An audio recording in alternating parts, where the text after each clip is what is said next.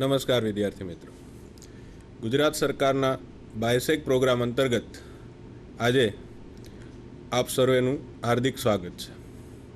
આજે આપણે ધોરણ 10ના જે change the text part B વિભાગ છે. ધોરણ 10માં મેઇનલી બે વિભાગ છે તમારે પ્રશ્નપત્ર મુજબ, જેમાં પાર્ટ એ અને પાર્ટ બી. એમાંથી જે પાર્ટ બી વિભાગ છે તેમાં ક્વેશ્ચન નંબર 18 તમારે પૂછાય છે ચેન્જ ધ ટેક્સ્ટ. જે પેરેગ્રાફ તમને આપવામાં આવેલો હોય તે પેરેગ્રાફને તમારે સૂચના મુજબ ફેરવવાનો રહે છે અને એના તમને 3 માર્ક્સ આપેલા છે. હવે જોઈએ કે તેમાં કયા પોઈન્ટ્સ અથવા કઈ વસ્તુનો એમાં સમાવેશ કરવામાં આવેલો છે. જેમાં સૌથી પહેલું છે change the voice. Change the voice એટલે એક્ટિવ વોઇસ હોય તો એને પેસિવ વોઇસમાં ફેરવવાનું, અને જો પેસિવ વોઇસનું વાક્ય હોય તો એને એક્ટિવ વોઇસમાં ફેરવવાનું છે. નંબર 2 એમાં છે change the numbers. Change the numbers means singular હોય તો એને પ્લુરલ, એટલે કે એકવચન હોય તો એને બહુવચનમાં ફેરવવાનું, અને બહુવચન હોય તો એને એક વચનમાં ફેરવવાનું રહે છે. એના પછી છે ચેન્જ ધ જેન્ડર, જાતિ ફેરવો. મસ્ક્યુલાઇન જેન્ડર હોય તો એને ફેમિનાઇન જેન્ડરમાં ફેરવવાનું, એટલે કે પુરુષવાચક હોય તો એને સ્ત્રીવાચક જેન્ડર, જાતિ ફેરવવાની રહે છે. અને એનો જ ચોથો વિભાગ છે ચેન્જ ધ ટેન્સ, કાળ ફેરવો. વર્તમાન કાળમાં હોય તો ભૂતકાળ, ભૂતકાળમાં હોય તો વર્તમાન કાળ, એ રીતે ફેરવવાનું રહે છે. આ બધું એકસાથે પૂછાતું નથી. તમને 4માંથી કોઈ પણ એક વસ્તુ ત્યાં આપવામાં આવશે પાર્ટ બીમાં. તેમાં કાં ચેન્જ ધ વોઇસ આવશે, કાં ચેન્જ ધ નંબર્સ આવશે, કાં ચેન્જ ધ જેન્ડર આવશે, અથવા તો ચેન્જ ધ ટેન્સ આવશે. હવે એમાં જે સૌથી પહેલું છે તે જોઈએ આપણે, ચેન્જ ધ વોઇસ. કે એક્ટિવ વોઇસનું વાક્ય હોય તો એને પેસિવ વોઇસમાં કઈ રીતે ફેરવવું. બહુ સહેલો ગ્રામર પોઈન્ટ છે. જોઈએ, સૌથી પહેલો પ્રશ્ન આપને એ થાય કે હાઉ ટુ ચેન્જ, કઈ રીતે ફેરવવું. તો એમાં શીખીએ આપણે, લેટ્સ લર્ન. 3 મેઇન વસ્તુ છે એની, જેમાં પહેલી છે સબ્જેક્ટ, એટલે કે કર્તા. કર્તા તરીકે તમે પ્રોનાઉન મૂકી શકો, એટલે કે આઈ, વી, યુ, હી, સી, ઇટ અથવા તો ધે. અથવા કોઈ પણ નાઉન, એટલે કે નામ મૂકી શકો. પુરુષનું નામ હોઈ શકે, સ્ત્રીનું નામ હોઈ શકે, કોઈ પ્રાણીનું નામ હોઈ શકે. નંબર 2 વર્બ, ક્રિયાપદ. ક્રિયાપદ એ બહુ અગત્યનું છે. ક્રિયાપદ વિનાનું કોઈ પણ વાક્ય શક્ય નથી. નંબર 3 છે ઓબ્જેક્ટ, કર્મ. એમાં જે ઉપરના બંને આવ્યા, સબ્જેક્ટ અને વર્બ, એટલે કે કર્તા અને ક્રિયાપદ, એ બે વિશે તો આપણે જાણીએ છીએ. ત્રીજી વસ્તુ કદાચ તમારા માટે નવી હોઈ શકે, એટલે કે ઓબ્જેક્ટ. સબ્જેક્ટ શોધતા આવડે છે કે કોઈ પણ ક્રિયાનો કરનાર જે હોય એ કરનાર છે એ સબ્જેક્ટ કહેવાશે. જે ક્રિયા થઈ છે એ ક્રિયા એ વર્બ કહેવાશે. હવે ત્રીજું, કર્મ કઈ રીતે શોધવું એ જોઈએ. Find the object in the sentence. For example, I give him a gift on his birthday. મેં તેને તેના જન્મદિવસ ઉપર એક ભેટ આપી. હવે પહેલાં તો ક્રિયાપદ શોધીએ. ક્રિયાપદ છે આમાં ગીવ, એટલે કે આપવું. હવે એ ક્રિયાપદને સાથે રાખી ask what or whom to the verb in the sentence. એટલે કે ક્રિયાપદને 2 પ્રશ્ન પૂછો. પહેલો પ્રશ્ન વોટથી, here we ask what to get the object. And secondly બીજું, here we ask whom to get the object. The first question will be what do I give, and the second question will be whom do I give. એટલે કે પહેલાં આપણે શું પૂછશું, તો કે what do I give, મેં શું આપ્યું. તો એનો જવાબ આપને મળશે ગિફ્ટ, કે મેં તેને ભેટ આપી. નંબર 2, બીજો પ્રશ્ન આપણે પૂછીએ કે whom do I give, મેં કોને ગિફ્ટ આપી? તો એનો જવાબ આપણને મળશે him. એટલે જે બંને જવાબ આપણને મળે છે એ જવાબ છે a gift and him. We will get the answer a gift and him. A gift and him are the objects in the sentence. ફરીથી એકવાર થોડું જલ્દીથી જોઈ જઈએ કારણ કે આ વસ્તુ બહુ મહત્ત્વની છે.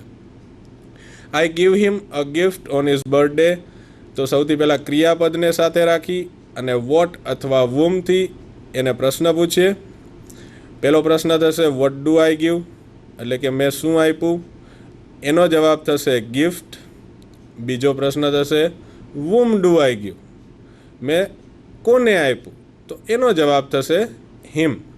એટલે અહીંયા બે ઓબ્જેક્ટ છે. એવું જરૂરી નથી કે વાક્યમાં એક જ ઓબ્જેક્ટ હોય, વાક્યમાં બે ઓબ્જેક્ટ પણ આવી શકે. A gift and him are the objects in the sentence. હવે આગળ વધીએ. The structure of the passive voice, simple present tense. સૌથી પહેલાં સાદા વર્તમાન કાળનું જો વાક્ય હોય તો એને પેસિવ વોઇસમાં કઈ રીતે ફેરવવું તે જોઈએ. આપણને ઓબ્જેક્ટ શોધતા આવડી ગયું છે તો ઓબ્જેક્ટને સૌથી પહેલાં રાખીએ, પછી ટુ બીનું રૂપ અને પાછો વર્તમાન કાળ છે એટલે વર્તમાન કાળ હોવાથી એમ, ઇઝ અથવા તો આર એ રાખશું, પ્લસ પીપી એટલે કે past participle of the verb, જે ક્રિયાપદ છે તેનું ભૂત કૃદંત, પ્લસ જે કરતા આગળ છે એને છેલ્લે મૂકશું અને એની આગળ બાય મૂકશું. એટલે સ્ટ્રક્ચર કંઈક આ પ્રકારનું થશે. Object plus to be plus past participle of the verb plus by plus subject. હવે જે આપણે આગળ ઉદાહરણ લીધું હતું એ જ ઉદાહરણ અહીંયા રિપીટ કરીએ કે આઈ give him a gift on his birthday. તો આમાં આપણે ઓબ્જેક્ટ તો શોધી લીધા હતા, એમાં મેઇનલી બે ઓબ્જેક્ટ હતા. અ gift and him are the objects in the sentence. જે આપણું છેલ્લું વાક્ય છે, અ gift and him are the objects in the sentence. તો એ ઓબ્જેક્ટને આપણે પહેલાં રાખશું. અ ગિફ્ટ, બે ઓબ્જેક્ટ છે, કોઈ પણ ઓબ્જેક્ટ આગળ લઈ શકાય છે. તો સૌથી પહેલાં આપણે ગિફ્ટને આગળ લઈએ. અ ગિફ્ટ, ગિફ્ટ એકવચન છે માટે જે ટુ બીનું રૂપ એમ, ઇઝ કે આરમાંથી મૂકવાનું છે તેમાં આપણે ઇઝ મૂકીશું. ગીવ જે મુખ્ય ક્રિયાપદ છે આપણી પાસે તેનું ભૂતકૃદંત રાખીશું એટલે કે ગીવનું ગીવન થઈ જશે. ટુ હિમનું ટુ હિમ રાખીશું. ઓન હિઝ બર્થડે બાય આઈનું કરશું મી. આઈ જે આગળ આવે છે એ કર્તા તરીકે છે એટલા માટે એ સબ્જેક્ટ કેસ કહેવાય છે, કર્તા વિભક્તિ કહેવાય છે. પણ એ જ આઈને આપણે બાયની પછી મૂકીએ એટલે કે અંતે મૂકીએ ત્યારે એ કર્તા વિભક્તિ નથી આવતી પરંતુ કર્મ વિભક્તિ થઈ જાય છે. હવે passive voice number 2. Passive voice number 2 એમાં જે બીજું ઓબ્જેક્ટ છે આપણી પાસે હી, તેને આગળ રાખીએ એટલે હી આગળ આવી ગયું. એના પછી એમ ઇઝ આર જે ટુ બીનું રૂપ છે તેમાંથી ઇઝ રાખીશું કારણ કે હી સાથે ઇઝ વપરાય. ગીવ જે મુખ્ય ક્રિયાપદ છે એનું ભૂતકૃદંત given. A gift by me, પાછું બાય મૂકી અને આઈનું કર્મ વિભક્તિ એટલે કે મી, ઓન હિઝ બર્થડે. હવે આ બંનેમાં ધ્યાન એ રાખવાનું છે કે જ્યારે તમે આગળ નિર્જીવ કર્મ મૂકો એટલે કે અ ગિફ્ટ મૂકો ત્યારે જે હિમ છે, જે બીજું કર્મ છે, બીજું ઓબ્જેક્ટ છે તેની આગળ તમારે ટુ મૂકવાનું થશે. અને જ્યારે જે સજીવ કર્મ એટલે કે હી આગળ લીધું ત્યારે જે ગિફ્ટ છે તેની આગળ તમારે ટુ મૂકવાનું થશે નહીં. હજી એકવાર આનું સ્ટ્રક્ચર જોઈ જઈએ.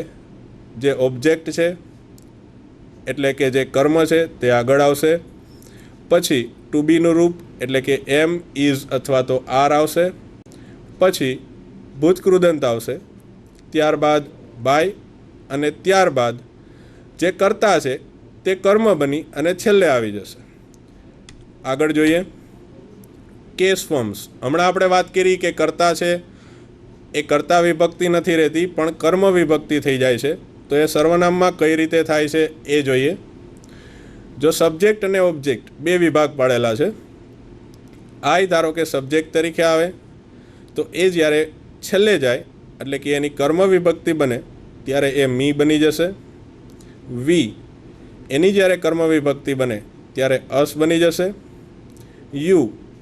યુની કર્મ વિભક્તિ બનાવો ત્યારે એ યુ એ જ રહેશે.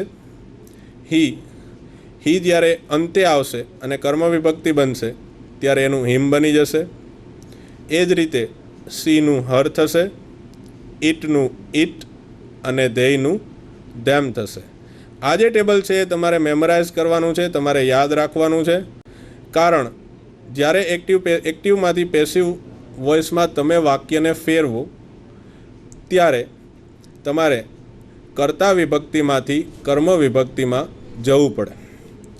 આગળ જોઈએ. The table for reference.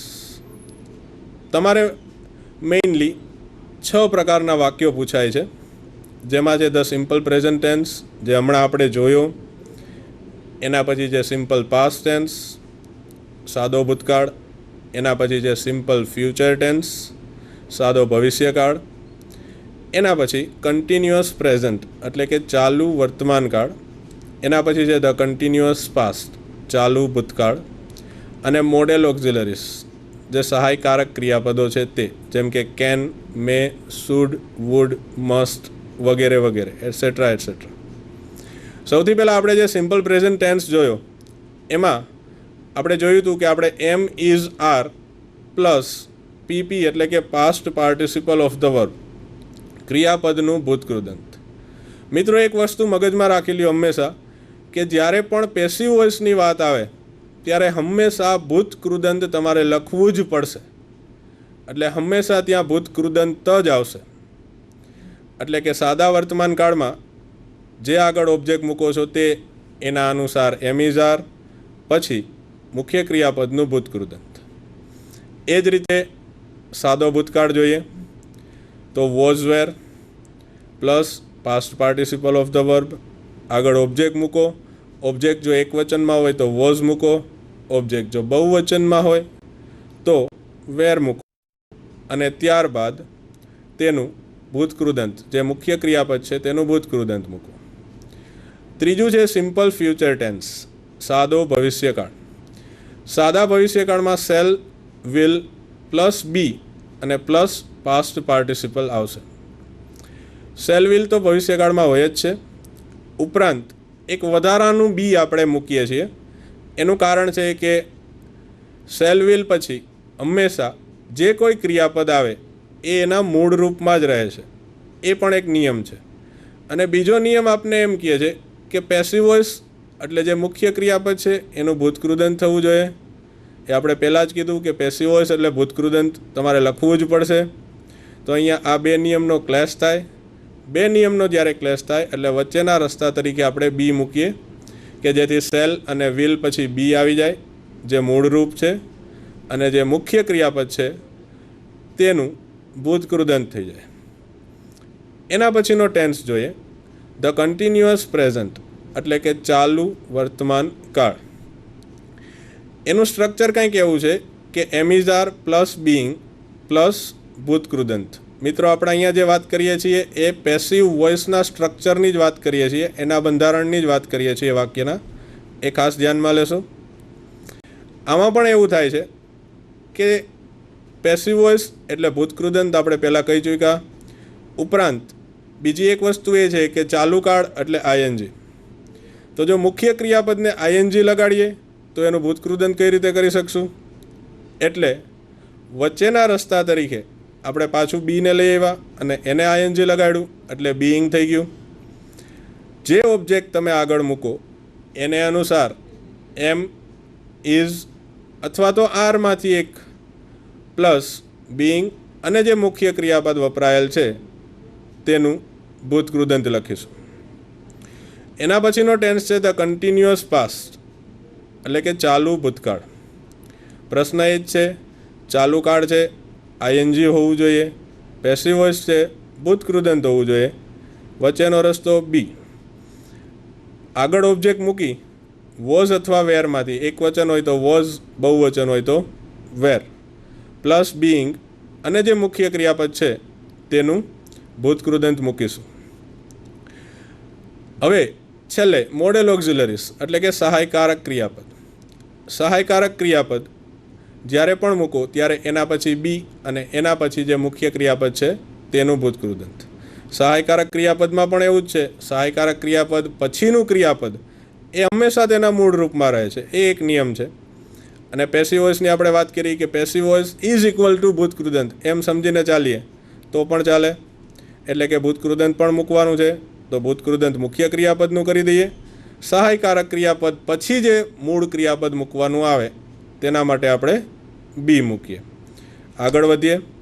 Examples of simple present tense. હવે મિત્રો આપણે એક એક કાર્ડ, જે અત્યારે આપણે બધા કાર્ડના સ્ટ્રક્ચર્સ એક સાથે જોયા, હવે આપણે એક એક કાર્ડ લેતા જઈએ અને જોઈએ કે તેના એક્ટિવ વોઇસમાંથી પેસિવ વોઇસમાં કઈ રીતે ફરે. પહેલો સિમ્પલ પ્રેઝન્ટ ટેન્સ, સાદો વર્તમાન કાળ. તો એમાં સૌથી પહેલાં આવશે ઓબ્જેક્ટ પ્લસ એમ અથવા તો ઇઝ અથવા તો આર પ્લસ ક્રિયાપદનું ભૂતકૃદંત પ્લસ બાય પ્લસ સબ્જેક્ટ, જે આગળ હતો એ પાછળ મૂકી દીધો, પ્લસ અધર વર્ડ્સ, વધારાના શબ્દો. એક્ઝામ્પલ જોઈએ.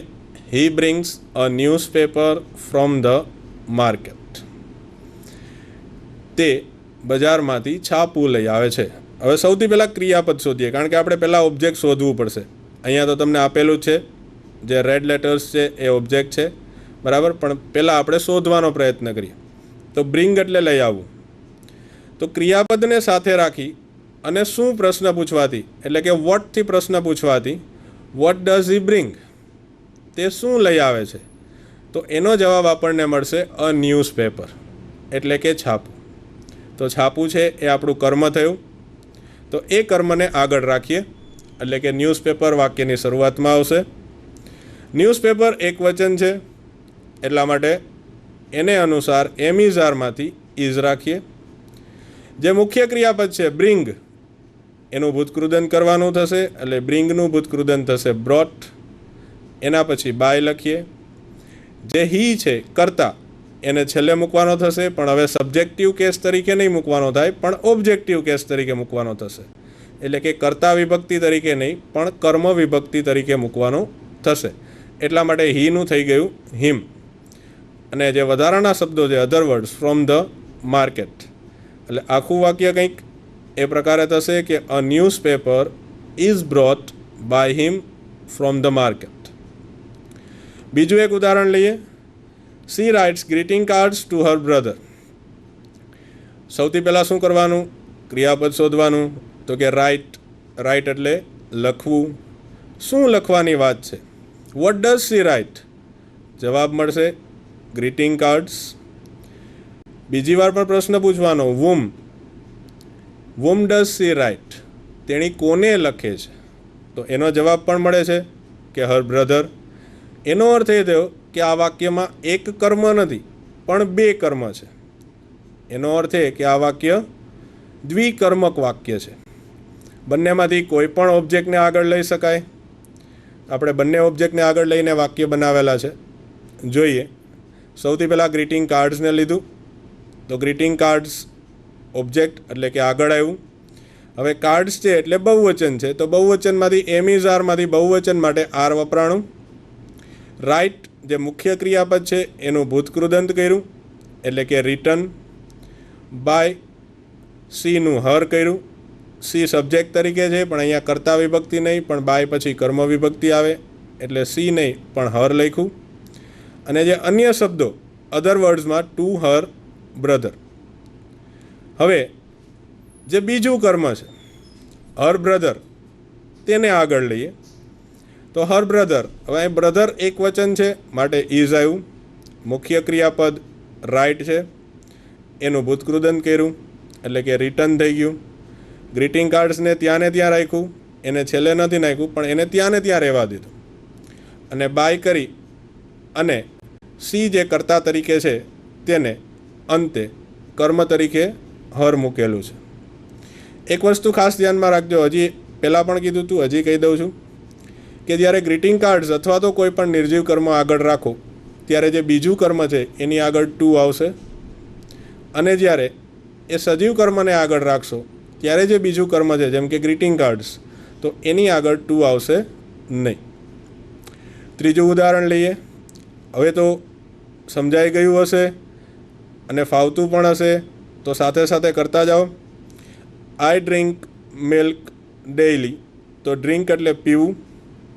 તો શું પીવું છે? What do I drink? તો એનો જવાબ આવે છે મિલ્ક. હું શું પીવું છું? જવાબ આવે છે મિલ્ક, દૂધ. દૂધ એ કર્મ થયું, એને આગળ રાખીએ. મિલ્ક આગળ લીધું, એમિઝારમાંથી મિલ્કને અનુસાર એટલે ઇઝ. ડ્રિંક મુખ્ય ક્રિયાપદ છે, એનું ભૂતકૃદંત કર્યું. બાય મૂકી અને આઈની કર્મ વિભક્તિ મી મૂકી, અને ડેઇલી જે વધારાનો શબ્દ છે તેને એની જગ્યાએ જ રાખ્યો. હજી વધારે થોડા એક્ઝામ્પલ લઈએ, થોડા ઝડપથી લઈએ. વી લાઇક ક્રિકેટ વેરી મચ. તો લાઇક એટલે ગમવું. સૌથી પહેલાં ક્રિયાપદ શોધી લેવાનું એટલે લાઇક. તો લાઇક એટલે ગમવું. What do we like? શું ગમે છે? જવાબ આવશે ક્રિકેટ.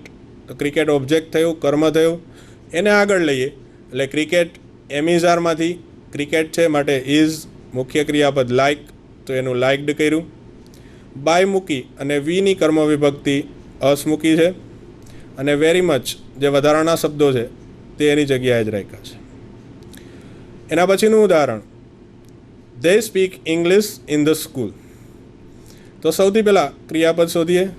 તો ક્રિયાપદ આવે છે સ્પીક એટલે કે બોલવું. What do they speak? તેઓ શું બોલે છે? તો શું બોલે છે એનો જવાબ આવે છે ધે સ્પીક ઇંગ્લિશ. તો ઇંગ્લિશ જવાબ મળે છે, જે આપણે અહીંયા લાલ અક્ષરોથી દર્શાવેલું છે તમને. એ ઇંગ્લિશ એ જવાબ હોવાથી એ કર્મ થયું, તો એ કર્મને આગળ રાખીએ એટલે કે ઇંગ્લિશ પહેલાં આવે. ઇંગ્લિશને અનુસાર એમિઝારમાંથી એક એટલે ઇઝ. સ્પીક મુખ્ય ક્રિયાપદ, એનું ભૂતકૃદંત, એનું થયું ઇઝ સ્પોકન. એના પછી બાય મૂક્યું, અને ધેય જે કર્તા છે એને વાક્યના અંતે કર્મ બનાવી, કર્તા વિભક્તિમાંથી કર્મ વિભક્તિ બનાવી અને ધેમ કરી અને ઇન ધ સ્કૂલ જે વધારાના શબ્દો છે તે છેલ્લે ઇન ધ સ્કૂલ તરીકે મૂકી દીધા. આખું વાક્ય એ રીતે થયું કે English is spoken by them in the school. એના પછીનું ઉદાહરણ છે કે Rushil plays carrom in the evening. Play સહેલું ક્રિયાપદ છે, અર્થ બધાને આવડે. પ્લે એટલે રમવું. પ્રશ્ન પણ એમ પૂછવાનો છે કે શું રમવાની વાત છે? તો કેરમ રમવાની વાત છે. What does રુસિલ play? જવાબ મળશે રુસિલ પ્લેઝ કેરમ. એટલે કેરમ છે એ ઓબ્જેક્ટ થયું, કર્મ થયું. એ કર્મને આગળ લઈએ એટલે કે કેરમ વાક્યની શરૂઆતમાં આવશે. કેરમ એક વચન છે એટલે ઇઝ. પ્લે મુખ્ય ક્રિયાપદ છે, એનું ભૂતકૃદંત કર્યું એટલે કે પ્લેઇડ. બાય મૂકી અને રુસિલ જે નામ આપેલું છે એ નામ મૂકી દીધું. અને ઇન ધ ઇવનિંગ એ વધારાના શબ્દો છે એ વાક્યને અંતે મૂકી દીધા. આખું વાક્ય એમ બનશે carrom is played by Rushil in the evening. મિત્રો, હજી એક વસ્તુ ઉપર તમારું ધ્યાન દોરવા માગીશ કે પહેલાં બે વાક્ય છે એમાં પહેલાંમાં વી કર્તા તરીકે છે, બીજામાં ધેય કર્તા તરીકે છે. એટલા માટે જ્યારે એનું પેસિવ કર્યું ત્યારે વીનું થઈ ગયું અસ અને ધેયનું થઈ ગયું ધેમ. પણ જ્યારે ત્રીજું વાક્ય, ત્રીજું ઉદાહરણ છે તેમાં રુસિલ કર્તા તરીકે છે એટલે કે નામ આવ્યું. તો જ્યારે નામ કર્તા તરીકે આવે ત્યારે બાય પછી એ આખે આખું નામ સીધે સીધું જે કોઈ નામ હોય એ ઉપાડી અને ત્યાં મૂકી દેવાનું રહેશે. બરાબર? એટલે એ વસ્તુ ખાસ ધ્યાનમાં રાખજો. પ્રોનાઉન આવે તો એની કર્મ વિભક્તિ, અને નાઉન આવે તો એ નાઉન સીધે સીધું છેલ્લે મૂકી દેવાનું રહેશે. આપણે સાદા વર્તમાન કાળના જોયા. હવે examples from the simple past tense. સાદા ભૂતકાળના થોડા ઉદાહરણ જોઈએ. આનું સ્ટ્રક્ચર કંઈક આવું બનશે કે object plus was plus past participle plus by plus subject. હવે આપણે ઓબ્જેક્ટ શોધતા તો આવડી ગયું છે. ફેરફાર ક્યાં આવ્યો?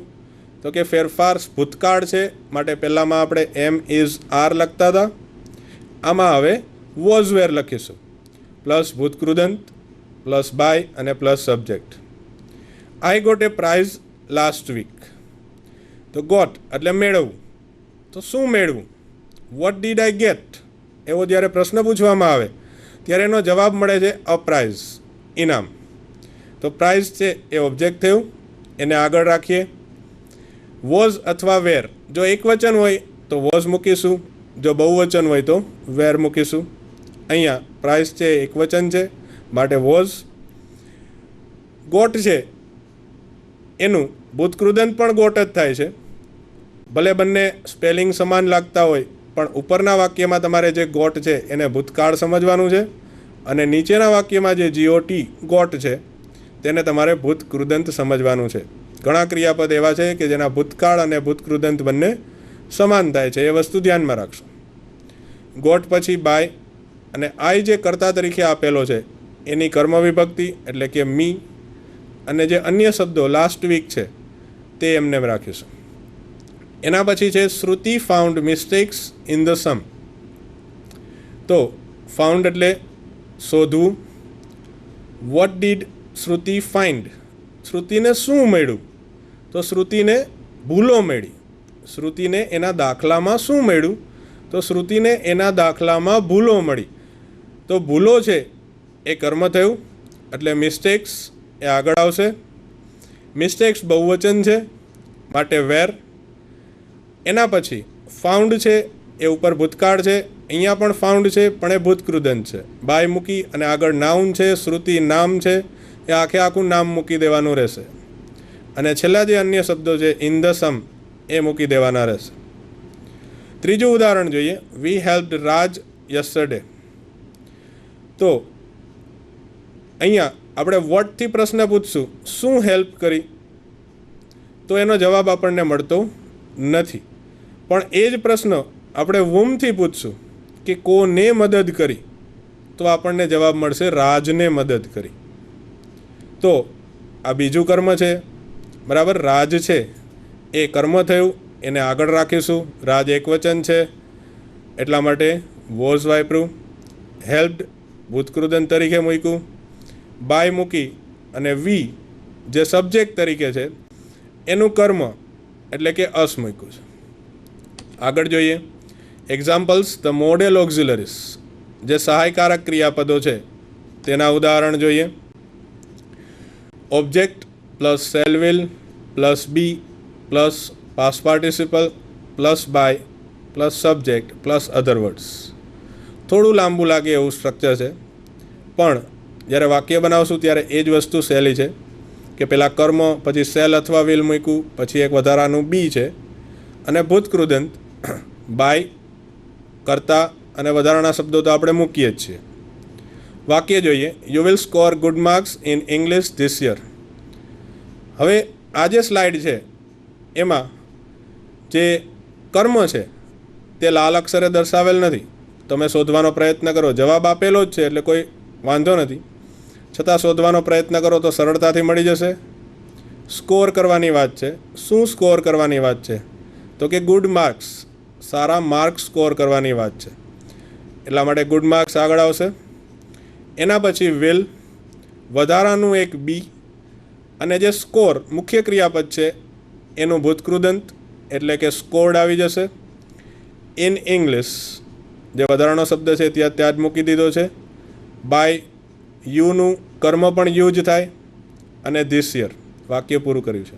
આખું વાક્ય એ પ્રમાણે થશે. Good marks will be scored in English by you this year. એના પછી છે he will send you an email today.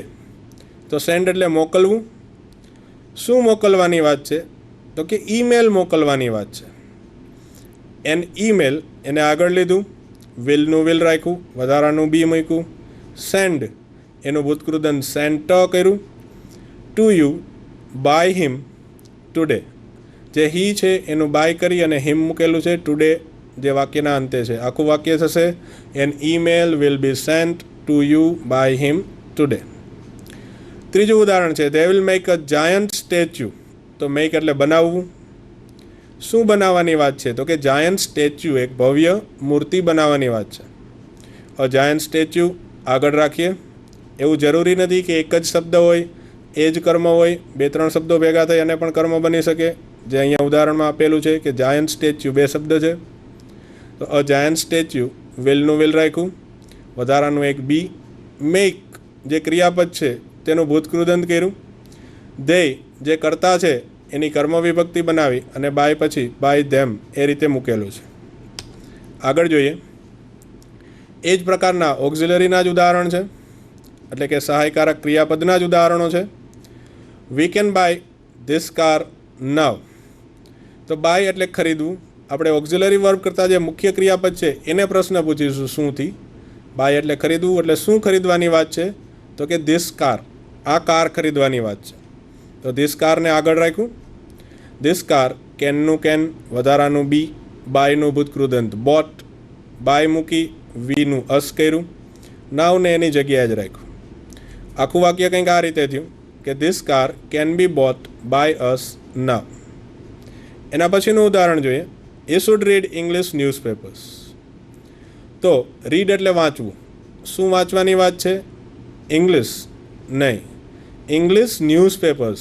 ખાલી અંગ્રેજી નહીં, અંગ્રેજી છાપા વાંચવાની વાત છે. એટલા માટે English newspapers should be read, એનું ભૂતકૃદંત પણ સ્પેલિંગ એનો એ રે, ઉચ્ચાર ફરી જાય છે, રેડ થઈ જાય છે. અને બાય મૂકી અને હીનું હિમ. ત્રીજું ઉદાહરણ જોઈએ. You may get a chance this time. તો ગેટ એટલે મેળવવું. શું મેળવવાની વાત છે? તો કે ચાન્સ, તક મેળવવાની વાત છે.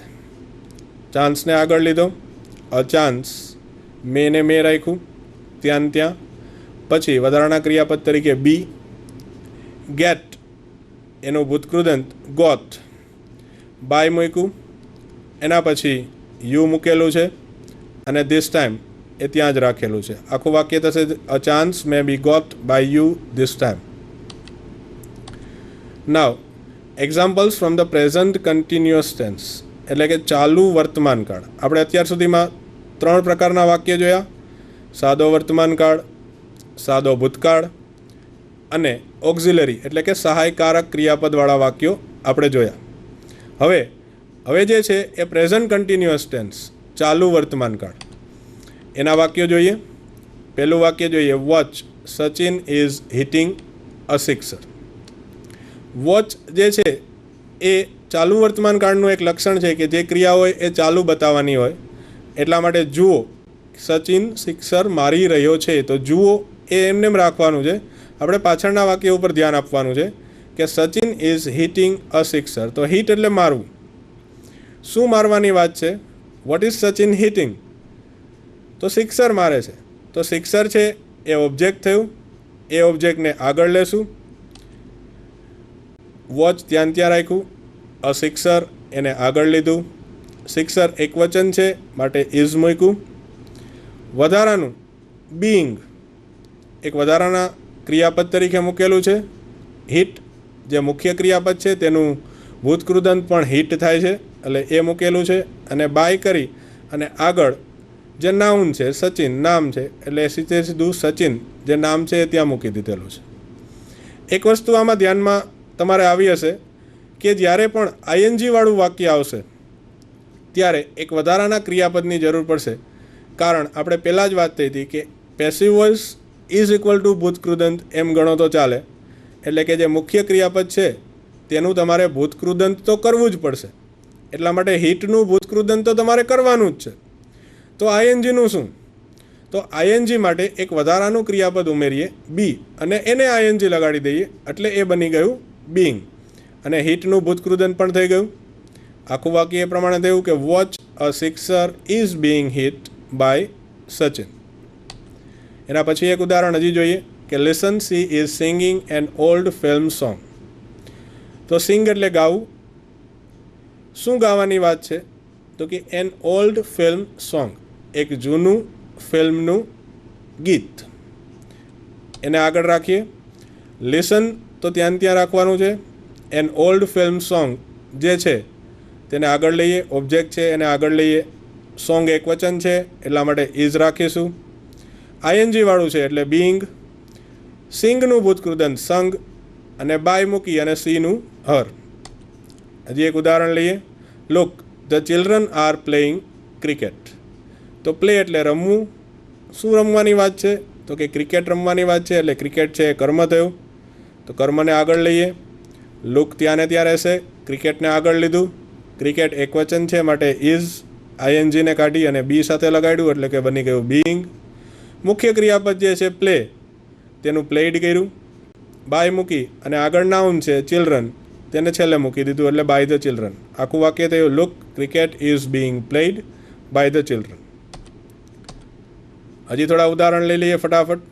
કે I am not eating apples now. તો ઈટ એટલે ખાવું. શું ખાવાની વાત છે? તો કે એપલ્સ ખાવાની વાત છે.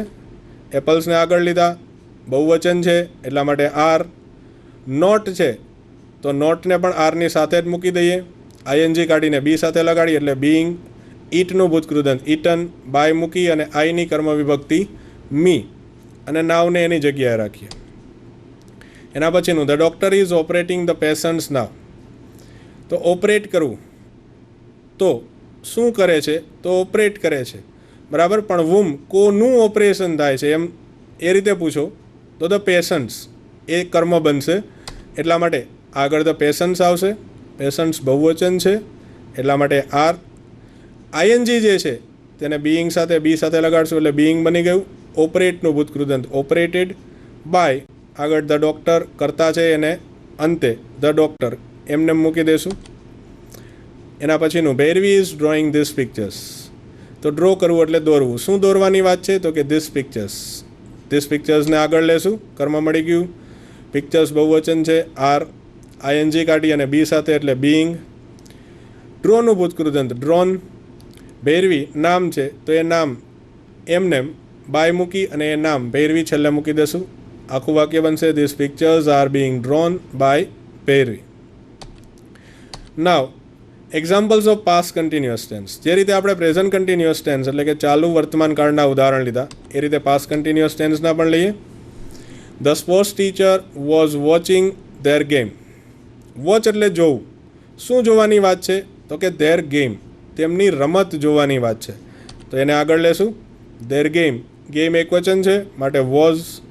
પાછું આઈએનજી વાળું આવ્યું. જ્યારે પણ આઈએનજી વાળું આવે અને પેસિવ કરવાનું થાય ત્યારે બીઈંગનો ઉપયોગ કરવો. એટલે જે મુખ્ય ક્રિયાપદ છે વોચ, એનું ભૂતકૃદંત watched. By the sports teacher આગળ નાઉન છે, તેને છેલ્લે મૂકી દીધું એટલે બાય ધ સ્પોર્ટ્સ ટીચર થઈ ગયું. આખું વાક્ય their game was being watch by the sports teacher. એના પછી એક ઉદાહરણ. We were not accepting gift at that time. Accept એટલે સ્વીકારવું. શું સ્વીકારવાની વાત છે? તો કે ગિફ્ટ, ભેટ. તો ગિફ્ટ આગળ લઈએ. બહુવચન છે માટે વેર. નોટ છે તો એ વેરની સાથે મૂકી દઈએ. આઈએનજી કાઢી અને બીની સાથે એટલે બીઈંગ થઈ ગયું. એક્સેપ્ટનું ભૂતકૃદંત એક્સેપ્ટેડ. બાય મૂકી વીની કર્મ વિભક્તિ અસ. એટ ધેટ ટાઈમ વધારાના શબ્દ છે એને છેલ્લે એમને રાખશું. The students were reading newspapers. Read એટલે વાંચવું. શું વાંચવાની વાત છે? તો કે ન્યૂઝપેપર્સ વાંચવાની વાત છે, છાપા વાંચવાની વાત છે. છાપાઓને આગળ લઈ લઈએ. ન્યૂઝપેપર્સ બહુવચન છે માટે વેર. હવે તો આવડી જ ગયું છે કે આઈએનજી કાઢી અને બીની સાથે લગાડી દીધું એટલે બીઈંગ થઈ ગયું.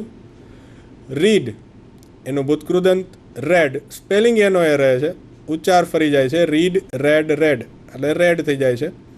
બાય મૂકી અને ધ સ્ટુડન્ટ્સ આગળ નાઉન છે અને છેલ્લે ધ સ્ટુડન્ટ્સ મૂકી દીધું. Now a policeman was guiding the students. Guide એટલે માર્ગદર્શન આપવું. શું માર્ગદર્શન આપે છે એ જવાબ નથી આમાં. કોને માર્ગદર્શન આપે છે? વોટનો જવાબ નથી પણ વુમનો જવાબ છે. વુમથી પ્રશ્ન પૂછો એટલે કે કોને માર્ગદર્શન આપે છે તો એનો જવાબ મળે છે ધ સ્ટુડન્ટ્સ. વિદ્યાર્થીઓને માર્ગદર્શન આપે છે. તો વિદ્યાર્થીઓ એટલે કે કર્મ મળી ગયું. આપણે કર્મ મળી જાય એટલે આપણે વાક્યની શરૂઆત સીધી કરી શકીએ છીએ. ધ સ્ટુડન્ટ્સ બહુવચન છે માટે વેર. આઈએનજી આવ્યું. હવે તો સહેલું છે, આઈએનજી કાઢીને બી સાથે એટલે બીઈંગ. ગાઈડનું ભૂતકૃદંત ગાઈડેડ. બાય મૂકી આગળ પોલીસમેન છે એને છેલ્લે મૂકી દઈએ. આખું વાક્ય the students were being guided by the policeman. Now તમારે જે પરીક્ષામાં પૂછાય છે તે કંઈક આ રીતે પૂછાય છે કે mix examples in A paragraph. Hiren speaks English. He learned English last year. He will join a computer class this year. તો એમાં જે પહેલું વાક્ય છે એ સાદા વર્તમાન કાળનું છે, બીજું છે એ સાદા ભૂતકાળનું છે, અને ત્રીજું છે એ ઓક્ઝિલરી વર્બનું છે. તો સ્પીક એટલે બોલવું. તો English is spoken by Hiren. ઇંગ્લિશને આગળ લીધું. સાદો વર્તમાન કાળ છે એમિઝાર અને ભૂતકૃદંત બાય હિરેન. નામ છે, નામ મૂકી દીધું. બીજા વાક્યમાં લર્ન ક્રિયાપદ છે. લર્ન એટલે શીખવું. શું શીખવાની વાત છે? પાછું ઇંગ્લિશ જ શીખવાની વાત છે. બરાબર. તો ઇંગ્લિશને આગળ લીધું. ઇંગ્લિશ ભૂતકાળ છે માટે વોઝ. લર્નનું ભૂતકૃદંત learnt by him last year. He will join a computer class. તો જોઈન એટલે જોડાવું. શું જોડાવાની વાત છે? તો કે કોમ્પ્યુટર ક્લાસમાં જોડાવાની વાત છે. તો આ કોમ્પ્યુટર ક્લાસ આગળ લીધું. વિલ, જ્યારે પણ સહાયકારક ક્રિયાપદ હોય, ઓક્ઝિલરી વર્બ હોય, ત્યારે એક વધારાનું બી.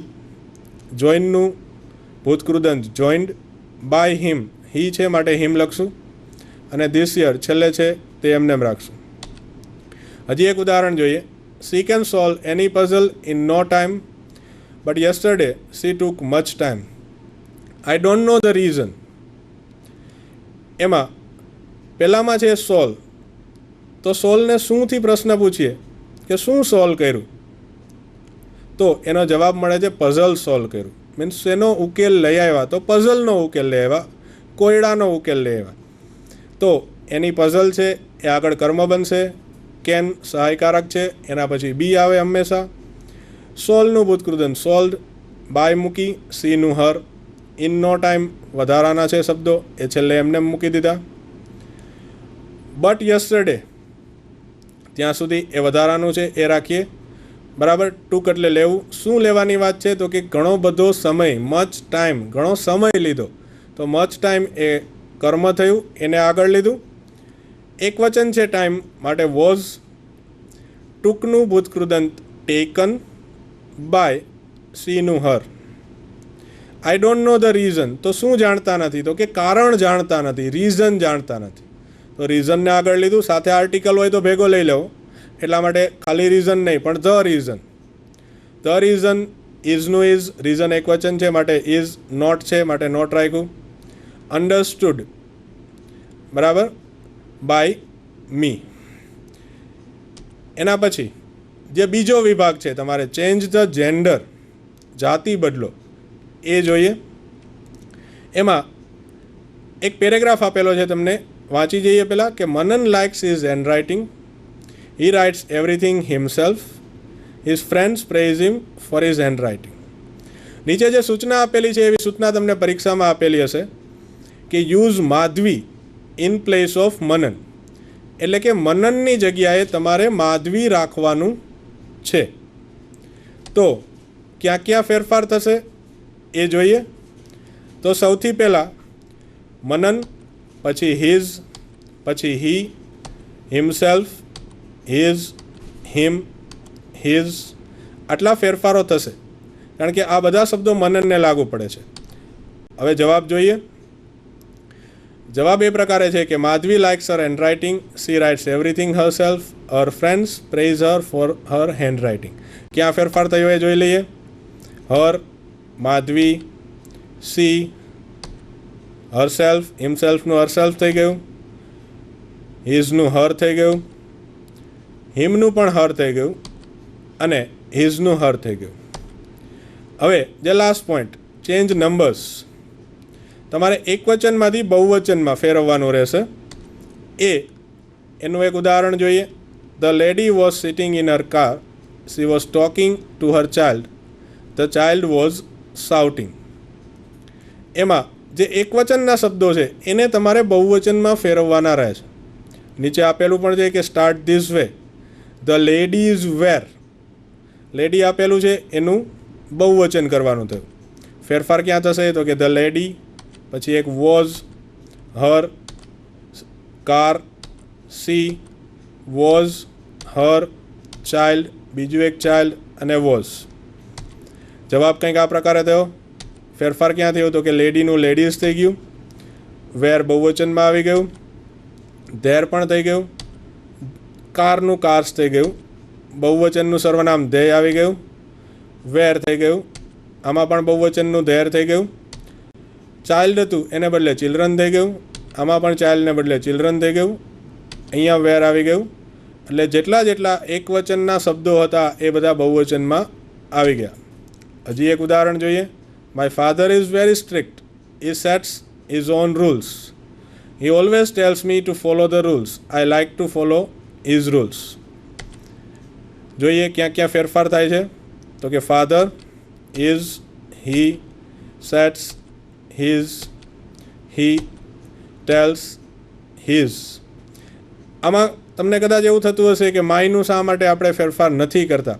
તો નીચે એવું આપેલું હોય કે start this way, my dot dot dot, એ રીતે આપેલું હોય તો આપણે ફેરફાર માયમાં ન કરી શકીએ, પણ એના પછીના જે નાઉન આપેલું છે ત્યાંથી ફેરફાર શરૂ કરીએ.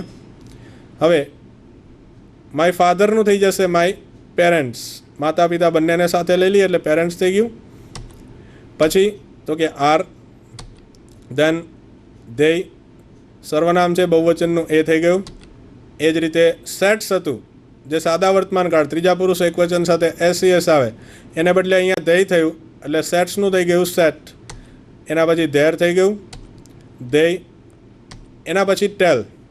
પહેલાંમાં ટેલ્સ હતું સાદો વર્તમાન કાળ એસ હતું વાક્યમાં, અહીંયા ટેલ થઈ ગયું કારણ કે ધેય સાથે હવે એસ વપરાતું નથી. એના પછી ધેર. બરાબર. આભાર, ખૂબ ખૂબ આભાર તમારો. તમે મને ખૂબ શાંતિથી સાંભળો એ બદલ તમારો આભાર. ધન્યવાદ.